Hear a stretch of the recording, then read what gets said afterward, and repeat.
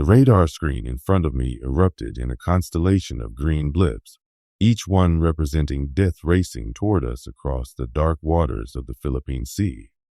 It was 0300 hours on October 25, 1944, and I could feel the deck of the USS New Jersey vibrating beneath my feet as our massive battleship changed course. The air in the Combat Information Center was thick with cigarette smoke and tension. Outside, somewhere in the pre-dawn darkness, the largest naval battle in human history was about to unfold. Contact bearing 270, range 30,000 yards, and closing fast. The radar operator called out, his voice steady despite the magnitude of what we were seeing. Admiral Halsey's voice crackled over the intercom. All stations, this is Bull Halsey. The Japanese fleet has come out to fight. This is what we've been waiting for. Give them hell. I gripped the edge of the plotting table as another spread of contacts appeared on the screen. After 3 years of island hopping across the Pacific, pushing the Japanese back one bloody atoll at a time, they had finally committed their entire remaining fleet to one desperate gamble. They were throwing everything they had left at our invasion of the Philippines. What they didn't know was that we were ready for them. My name is Lieutenant Commander James Mitchell, and I served as the Combat Information Center officer aboard the battleship USS New Jersey during the Battle of Leyte Gulf. What I witnessed over those 4 days in October 1944 would forever change the course of the Pacific War and seal the fate of the Japanese Empire. 3 days earlier, on October 22nd, I had been standing on the bridge wing of the New Jersey, watching the organized chaos of the largest amphibious invasion since D-Day.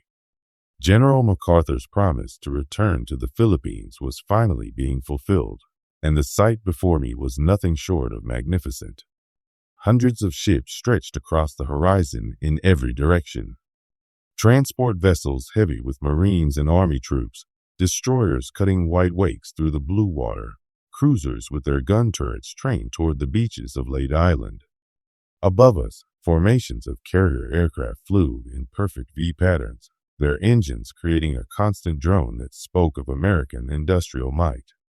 Hard to believe the Japs would be crazy enough to challenge this, said my friend Lieutenant Bob Hartley, joining me at the rail. Bob was one of our gunnery officers, a farm boy from Iowa who could calculate firing solutions faster than most men could tie their shoes. I nodded, but something in my gut told me the Japanese weren't finished yet. Intelligence reports had been filtering in about increased radio chatter from Japanese naval bases. Reconnaissance flights had spotted unusual ship movements. The Japanese had been conserving their fleet for months, hiding it away while we pounded their island garrisons. If they were ever going to make a stand, this would be it. They've got to know they're outnumbered 5-1, Bob continued, lighting a cigarette. What could they possibly hope to accomplish? I thought about that question as I watched a flight of Hellcats returning from a combat air patrol, their wings folding as they approached their carrier. The Japanese were desperate, and desperate men do desperate things. Their inter-Pacific strategy had crumbled. Saipan, Guam, the Mariana Islands all had fallen to American forces. The Philippines represented their last major defensive position before we could threaten the Japanese home islands directly. They're not thinking about winning anymore. Bob, I said finally. They're thinking about making us pay such a high price that we'll negotiate instead of invading Japan proper. Bob took a long drag from his cigarette and flicked the ash into the ocean. Well, they picked the wrong fleet to mess with. He was right about that. Task Force 38 represented the peak of American naval power. Admiral Halsey commanded 17 fleet carriers, 6 light carriers, 8 fast battleships, 15 cruisers, and 58 destroyers. We had over 1,000 aircraft at our disposal. The firepower concentrated in these waters was unprecedented in naval history. But I had studied Japanese naval doctrine at the Naval War College. They were masters of surprise attacks, night fighting, and coordinated multi-pronged assaults. If they were coming, they would come with a plan designed to exploit any weakness they could find. That evening, I was in the CIC reviewing intelligence reports when the first indication came in. A submarine contact report from the USS Darter. 2 Japanese heavy cruisers and several destroyers heading northeast through the Palawan Passage. Then another report from the Dace. Battleships and more cruisers following the same route. I felt the familiar tightness in my chest that came before major naval action. The Japanese were moving their fleet pieces into position for something big. I marked the positions on our plotting board and called Admiral Halsey's flag bridge. Admiral, we're getting submarine contacts indicating a major Japanese surface force moving through Palawan Passage. At least 2 heavy cruiser divisions and what appears to be battleship formations. Halsey's voice was combat alert. Understood, Mitchell. Keep tracking them. If they're planning what I think they're planning, we're going to give them the fight of their lives. By October 24th, the picture was becoming clearer. Intelligence had identified not 1, not 2, but 4 separate Japanese naval forces converging on Leyte Gulf. It was the most audacious naval operation the Japanese had attempted since Pearl Harbor. Their plan, as near as we could determine, was brilliant in its desperation. Admiral Ozawa's northern force, built around 4 aircraft carriers, would sail south from Japan to act as bait, drawing our main carrier force away from Leyte Gulf. Meanwhile, 2 powerful surface forces, Admiral Kurata's center force and Admiral Nishimura's southern force, would converge on the Gulf from different directions and destroy our invasion shipping. It was a classic Japanese strategy: deception, division of enemy forces, and concentrated attack on the most vulnerable targets. Under different circumstances, it might have worked, but these weren't different circumstances. This was 1944, and the Imperial Japanese Navy was no longer the force that had dominated the Pacific in 1942. Their carrier air groups had been decimated in the Marianas Turkey Shoot. Their fuel supplies were critically low. Most importantly, they were facing a U.S. Navy that had learned hard lessons in the early days of the war and had grown into the most powerful maritime force the world had ever seen. In the CIC of the New Jersey, we tracked each Japanese force as it moved into position. The plotting board looked like a chess game being played by masters, each side maneuvering for advantage. They're dividing their forces too much, observed Lieutenant Commander Frank Torres, our operations officer. Classic mistake when you're outnumbered. I wasn't so sure. Maybe, but look at what they're trying to do. If they can draw Halsey north with their carriers while their surface forces get into the Gulf, they could do serious damage to MacArthur's transports. Torres studied the plot. You think Halsey will take the bait? That was the million-dollar question. Admiral Halsey was an aggressive fighter, known for his willingness to engage the enemy whenever and wherever he found them. The chance to destroy the remaining Japanese carrier force might be too tempting to resist. My concerns proved justified that afternoon. Reconnaissance aircraft from our carriers located Kurata's center force in the Cebrion C-4 battleships, including the massive Yamato and Musashi, 6 heavy cruisers, 2 light cruisers, and 11 destroyers. Halsey immediately ordered airstrikes. For hours, wave after wave of American aircraft hammered the Japanese formation. I listened to the radio chatter as our pilots called in their attacks. This is Blue Leader, commencing attack run on battleship Musashi. That thing is huge. Torpedo away. I see hits amidships on the target. Multiple fires visible on the largest battleship. She's listing to port. By late afternoon, the reports coming in were almost unbelievable. The Musashi, one of the 2 largest battleships ever built, was dead in the water and sinking. The Japanese had lost several cruisers as well. Kurata's force was turning away, apparently retreating. But that's when the second part of the Japanese plan kicked in. Our reconnaissance aircraft spotted Ozawa's carrier force approaching from the North 4 carriers, 2 battleships converted to carrier battleship hybrids, 3 light cruisers, and 8 destroyers. In the CIC, we could almost feel the decision being made. Halsey had built his reputation on aggressive action, The chance to eliminate the last Japanese carriers was irresistible. All task groups, this is Admiral Halsey, came the announcement over the communication system. We are proceeding north to engage and destroy the enemy carrier force. Signal all units, prepare for surface and air action against the enemy carriers. I looked at the plotting board one more time. Halsey was taking Orientary fast battleship force north, leaving only a small force of escort carriers and destroyers to guard the invasion beaches. If the Japanese surface forces had somehow regrouped and were still coming, "Sir," called radio man First Class Peterson, "we're getting reports from night reconnaissance aircraft. Admiral Kurita's force has turned around again. They're heading back towards San Bernardino Strait." The trap was closing, but the question was, who was trapped inside it? The night of October 24th to 25th was one of the longest of my life. While we raced north with Halsey toward the Japanese carriers, reports continued filtering in from the southern approaches to Leyte Gulf. Admiral Nishimura's southern force was advancing through Surigao Strait, heading directly for our amphibious shipping. What they didn't know was that Admiral Jesse Oldendorf had prepared a reception for them that would have made Lord Nelson proud. 6 older battleships, including the West Virginia, Tennessee, and Pennsylvania, most of them Pearl Harbor veterans hungry for revenge, were waiting at the northern end of Surigao Strait. 8 cruisers and 28 destroyers completed the ambush force. I stayed in the CIC throughout the night, monitoring radio traffic from the south. What I heard was the sound of the Imperial Japanese Navy dying. At 0300 hours, our PT boats made the first contact with Nishimura's force. The reports came in rapid-fire bursts. PT 130 to control. We have multiple contacts bearing 180, range 5,000 yards. Looks like battleships and cruisers. Am attacking. Torpedo in the water.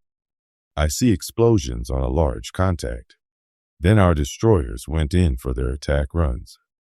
The radio crackled with reports of torpedo spreads launched at point-blank range against the Japanese column. I could imagine the scene. Destroyers racing through the darkness, their crews working frantically to launch torpedoes before enemy fire could find them. But the coup de grace came at 0351 hours, when Admiral Oldendorf ordered his battleships to open fire. The sound came through the radio as a continuous thunderclap, the concentrated fire of 6 battleships and 8 cruisers falling on the Japanese formation like the wrath of God. Multiple hits on enemy battleships, came one excited report. The lead ship is burning from stem to stern. Enemy formation is breaking up. Count at least 3 ships sinking. In 15 minutes, it was over. Admiral Nishimura's entire force had been annihilated. The battleship Fuso broke in half and sank. The battleship Yamashiro followed her to the bottom, taking Admiral Nishimura with her. Only one Japanese destroyer escaped the slaughter. It was the last battleship versus battleship engagement in naval history, and it had been a complete American victory. But even as I listened to the reports of triumph from Surigao Strait, my attention was focused on the radar screen in front of me. Somewhere out there in the darkness, Admiral Kurita's center force was approaching San Bernardino Strait, and there was almost nothing standing between them and our invasion fleet. At 0630 hours on October 25th, the sun rose over Leyte Gulf to reveal a scene of organized chaos. Our escort carriers, baby flat tops, we called them, were launching their morning air patrols when the unthinkable happened. Multiple surface contacts bearing 350, range 20 miles and closing fast. The report came from Admiral Sprague's escort carrier force off Samar Island. Count 4 battleships, 6 cruisers, and destroyers. Request immediate assistance. Kurita had done it. While we raced north chasing carriers, he had slipped through San Bernardino Strait in the darkness and was now bearing down on our most vulnerable ships. The escort carriers and their destroyer escorts were no match for Kurita's heavy guns. From the CIC of the New Jersey, racing north toward Ozawa's carriers, I listened with growing dread as the battle off Samar unfolded. Our escort carriers, ships designed to support amphibious landings, not fight battles, were running for their lives, launching every aircraft they had while their destroyer escorts charged the Japanese battle line in desperate torpedo attacks. "This is the USS Johnston," came one transmission. "We are engaging enemy battleships with guns and torpedoes. Tell my wife I love her." The destroyer Johnston, along with the Hull and Samuel B. Roberts, charged straight into Curtis formation. It was David versus Goliath played out on the ocean, with our tin cans taking on the most powerful battleships in the world. The radio chatter painted a picture of incredible heroism and desperate courage. Hull is hit and listing badly, but continuing the attack. Roberts is going down, but she got at least 2 torpedo hits on a heavy cruiser. Johnston is still fighting with 1 gun turret. That crazy is still charging. For 2.5 hours, a handful of destroyers and escort carriers held off the entire Japanese center force. It was the most lopsided sea battle in history, and somehow, impossibly, our forces were winning through sheer determination and courage. The turning point came when Kurita, confused by the ferocious resistance and believing he was facing our main fleet, ordered his forces to withdraw. The Japanese had snatched defeat from the jaws of victory, turning away when they were minutes from destroying our entire amphibious force. But Admiral Halsey wasn't finished with them yet. "All stop. Come about to course 180. The order from Admiral Halsey crackled over the intercom at 1,000 hours. We had just finished pounding Ozawa's carrier force to pieces, sinking all 4 carriers and most of theirs when word came of Kurita's attack on our escort carriers. I felt the massive bulk of the New Jersey heel over as we came about, her 4 screws biting deep into the water as we worked up to flank speed. We were racing back south at 33 knots, every man aboard burning with the knowledge that we might be too late to save our comrades. "How long until we can intercept Kurita?" Admiral Halsey asked over the intercom. I worked the calculation quickly on the plotting board. At current speed and course, we should intercept the enemy force approximately 50 miles west of San Bernardino Strait at 1400 hours, sir. "Not fast enough," Halsey growled. "Launch all available aircraft immediately. I want that Japanese force destroyed before it can escape." Within minutes, every available dive bomber, torpedo plane, and fighter was launching from our carriers. The air groups that had just finished destroying Ozawa's carriers immediately rearmed and refueled for another strike. The flight deck crews worked with practiced efficiency, moving aircraft around like pieces on a chessboard. I watched the launch operations through the CIC's periscope. Hellcat fighters roared off deck with their wings laden with bombs and rockets. Avenger torpedo bombers, their bomb bays stuffed with torpedoes and armor-piercing bombs, strained to get airborne under the weight of their ordnance. Helderver dive bombers added their distinctive engine note to the symphony of American air power. The first strike found Kurita's force just as it was attempting to transit San Bernardino Strait on its retreat. The radio came alive with pilot chatter. "Tally-ho! Multiple large ships bearing 270, range 8 miles. I'm making my run on the lead battleship now.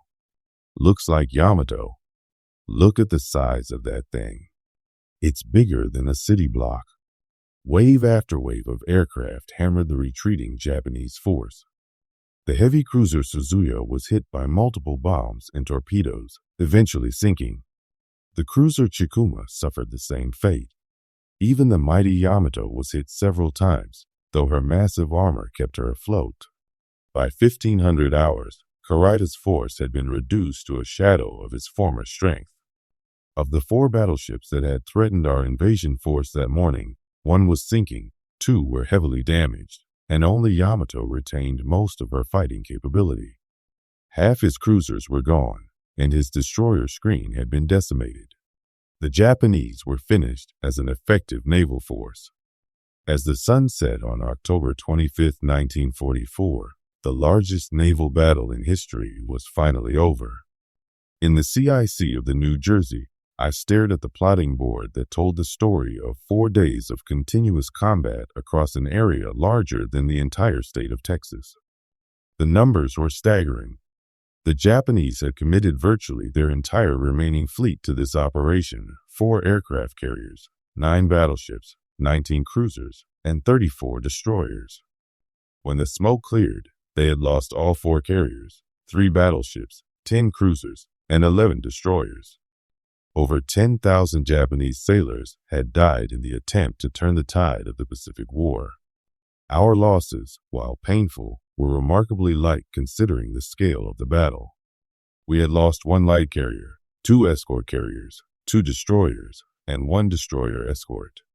Just over 1,000 American sailors had given their lives, but they had helped secure one of the most decisive victories in naval history. But it wasn't just about the numbers. What we had witnessed was the final death of Japanese naval aviation and the end of their ability to conduct major naval operations. The few ships that escaped would spend the rest of the war hiding in port, unable to challenge American control of the Pacific. I thought about the men who wouldn't be going home. The crew of the destroyer Johnston, who had charged the Japanese battle line with nothing but courage and determination. The pilots who had pressed home their attacks against impossible odds. The sailors on the escort carriers who had kept fighting even when enemy shells were falling around them like rain. "Hell of a thing," said Lieutenant Hartley, joining me at the plotting table. His gunnery crews had worked around the clock during the battle, and exhaustion showed in every line of his face. I nodded. "The Japanese threw everything they had at us, Bob. Everything. And we stopped them cold. Think that's it for their Navy?" I looked at the damage report spread across the table. Japanese naval aviation had been wiped out. Their battleship force was crippled. Most of their experienced commanders were dead. "Yeah, I think that's it. They might have a few ships left, but they'll never be able to mount another operation like this one." Bob lit a cigarette with shaking hands. "So what happens now?" That was the question that would define the rest of the war. With the Japanese fleet eliminated as a fighting force, there was nothing to prevent us from advancing directly on the Japanese home islands. The Philippines campaign would continue, but the outcome was no longer in doubt. We had achieved complete naval supremacy in the Pacific. "Now we finish the job," I said. "We tack at the Philippines, then Iwo Jima, then Okinawa. And then, God willing, we end this war once and for all." Outside, the stars were coming out over Leyte Gulf. Somewhere in the darkness, our destroyers were searching for survivors, both American and Japanese. The battle was over, but the work of war continued. 79 years have passed since the Battle of Leyte Gulf, and I can still see those radar contacts materializing out of the darkness like deadly stars. I can still hear the sound of our guns firing in anger, still feel the deck plates vibrating under my feet as the New Jersey raced toward battle. People often ask me what it felt like to participate in the largest naval battle in history. The truth is, at the time, we were too busy fighting to appreciate the magnitude of what was happening. We were focused on our instruments, our calculations, our immediate responsibilities. It was only later, when the historians started writing their books and the full scope of the battle became clear, that I realized I had witnessed the end of an era. The Battle of Leyte Gulf marked the final defeat of the Imperial Japanese Navy as an effective fighting force. Never again would Japanese warships sail out to challenge American control of the Pacific.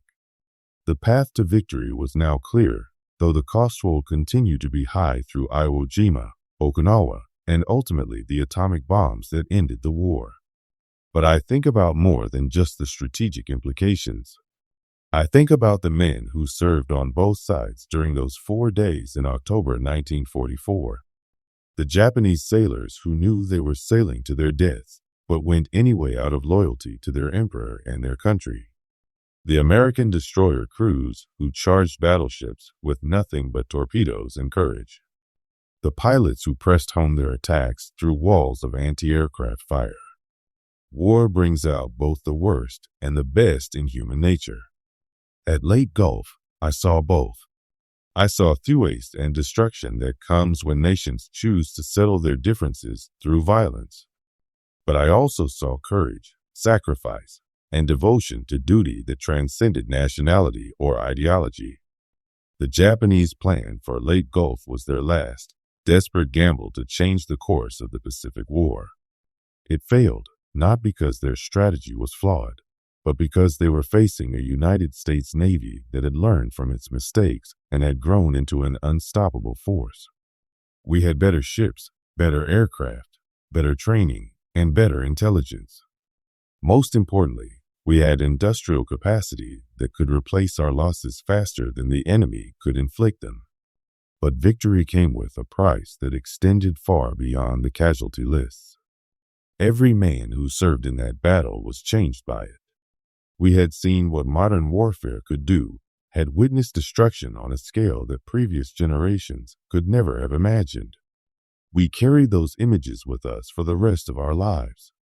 When I returned home after the war, people wanted to hear stories of glory and heroism.